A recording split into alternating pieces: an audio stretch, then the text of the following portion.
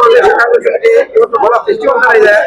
ಅಧ್ಯಕ್ಷರು ಮತ್ತೆ ಉಪಾಧ್ಯಕ್ಷರು ಉಪಮುಖ್ಯಮಂತ್ರಿಗಳಾಗಿರ್ತಕ್ಕಂಥ ಡಿ.ಕೆ. ಶಿವಕುಮಾರ್ ಅವರು ಮತ್ತು ಮುಖ್ಯಮಂತ್ರಿಗಳಾಗಿದ್ದಾರೆ. ಏನ್ ಅನ್ಸುತ್ತೆ? ನಮಗೆ ಬಹಳ ಸಂತೋಷದ ಕ್ಷಣವನ್ನು ನೋಡಿ ಆನಂದ ಭಾಷ್ಪ ಆಗ್ತಿದೆ. ಬಹಳ ಸಂತೋಷದ ಕ್ಷಣವನ್ನು ನಾವು ನಿರೀಕ್ಷೆ ಮಾಡ್ತಿದ್ದೇವೆ.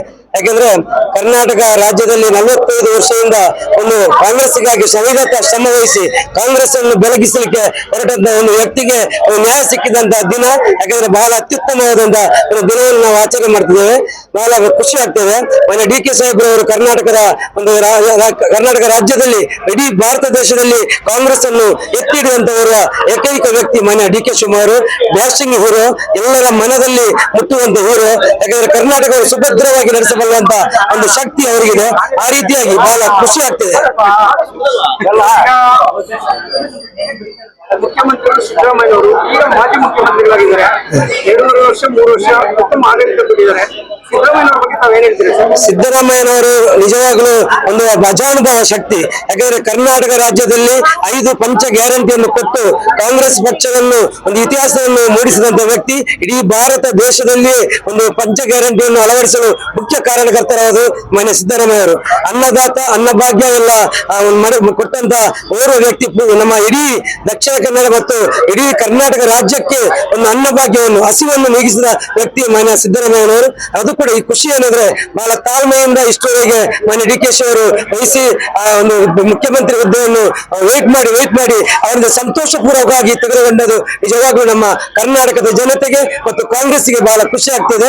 ನಮಗೆ ಬಹಳ ಆಡಳಿತವನ್ನು ಕೂಡ ಪಂಚ ಗ್ಯಾರಂಟಿಯನ್ನು ಕರ್ನಾಟಕದಾದ್ಯಂತ 2 ಜನ ಸಿದ್ದರಾಮಯ್ಯ ಮತ್ತು ಡಿ.ಕೆ. ಕೊಟ್ಟು ಕರ್ನಾಟಕ ರಾಜ್ಯದ ಜನತೆಯನ್ನು ತಮ್ಮ ಹತ್ರ ವಾಲಿಕೊಂಡಿದ್ದಾರೆ. ಅದು ಕೂಡ ನಮಗೆ ಒಂದು ಪುತ್ತೂರು ತಾಲೂಕಿಗೆ ಮಾನ್ಯ ಅಶೋಕ್ ಕುಮಾರ್ ಮುಖಾಂತರ ಸುಮಾರು 2800 ಕೋಟಿಯಷ್ಟು ಅವರ ಅನುದಾನವನ್ನು ಕೂಡ ಕೊಟ್ಟು ನಮ್ಮ ತಾಲೂಕನ್ನು ಕೂಡ ಬೆಳಗಿಸಲಿಕ್ಕೆ ಮಾನ್ಯ ಸಿದ್ದರಾಮಯ್ಯನವರು ಮತ್ತು ಡಿ.ಕೆ. ಅವರು ಕಾರ್ಯಕರ್ತರಾಗಿದೆ.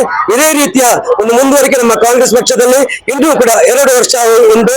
ಇನ್ನು ಮತ್ತು 10 ವರ್ಷ ಆಗ್ಲಿ ಅಂತ ನಮ್ಮೆಲ್ಲ ಕಾರ್ಯಕರ್ತರ ಆರೈಕೆ. ಈಗ ಆಡಳಿತ ಪಕ್ಷ ಇದೆ ಕಾಂಗ್ರೆಸ್ ಪಕ್ಷ. ಬಹಳಷ್ಟು ಹೆಣ್ಮಕ್ಳು ಗಂಡ್ಮಕ್ಳು ಯೂತ್ಸ್ ಬಹಳಷ್ಟು ಜಾಯಿನ್ ಬರ್ತಾ ಇದಾರೆ. ಅವ್ರಿಗೆ ಏನ್ ಹೇಳ್ತೀರಾ? ಯುವಕರಿಗೆ ಈಗ ಡಿ.ಕೆ. ಶಿವಕುಮಾರ್ ಬಂದದ್ದು ಬಹಳ ಒಂದು ಕಣ್ಮಣಿಯವರು. ಯಾಕಂದ್ರೆ ಯುವಕರ ಕಣ್ಮಣಿಯಾಗಿ ಡಿ.ಕೆ. ಅವರು ಹೊರಹೊಮ್ಮುತ್ತಿದ್ದಾರೆ. ಇನ್ನು ಅತಿ ಹೆಚ್ಚು ಯುವಕರನ್ನು ಆಕರ್ಷಣೆ ಮಾಡಲಿಕ್ಕೆ ಮನೆ ಡಿ.ಕೆ. ಅವರು ಇವತ್ತು ಮುಖ್ಯವಾದದ್ದು ಒಂದು ಕಾರಣ. ಮತ್ತೊಂದು ವಿಷಯ, ಈಗ ಮುಖ್ಯಮಂತ್ರಿಗಳಾಗಿ ಅಧಿಕಾರ ವಹಿಸಿಕೊಂಡಿದ್ದಾರೆ ಡಿ.ಕೆ. ಶಿವಕುಮಾರ್ ಅವರು. ಈ ಒಂದು ಯಂಗ್ಸ್ಟರ್ಸ್ ಯೂತ್ಸ್ಗೆ ಒಂದು ನಿಗಮ ಮಂಡಳದಲ್ಲಿ ಸ್ಥಾನಮಾನ ಕೊಡಬೇಕು ಅಂತಿದ್ದಾರೆ. ಅದ್ರ ಬಗ್ಗೆ ತಾವೇ ಹೇಳ್ತೀರಾ? ನೋಡಿ, ನಿಗಮ ಮಂಡಲ ಎಲ್ಲ ಕಾರ್ಯಕರ್ತರಿಗೆ ಸಿಗಬೇಕಾದದ್ದು ನ್ಯಾಯ. ಎಲ್ಲ ನ್ಯಾಯ ಕೊಡುವಂತ ಜನ ನಮ್ಮ ಡಿ.ಕೆ. ಅವರು ಎಲ್ಲ ಕಾಂಗ್ರೆಸ್ನ ಇತಿಹಾಸ ಗೊತ್ತಿದ್ದವರು. ಆದ ಕಾರಣ ಯಾರಿಗೆ ಕೊಡ್ಬೇಕು, ಏನು ಮಾಡ್ಬೇಕು ಎಲ್ಲ ಅವರು ಅದನ್ನು ಸಮಾನವಾಗಿ ಪರಿಶೀಲಿಸಿಕೊಂಡು ಒಂದು ಯುವ ಪ್ರತಿಭೆಯನ್ನು ಆದಷ್ಟು ತರಬೇಕನ್ನು ನಾನು ಕೂಡ ಮನವಿ ಮಾಡ್ತಿದ್ದೇನೆ.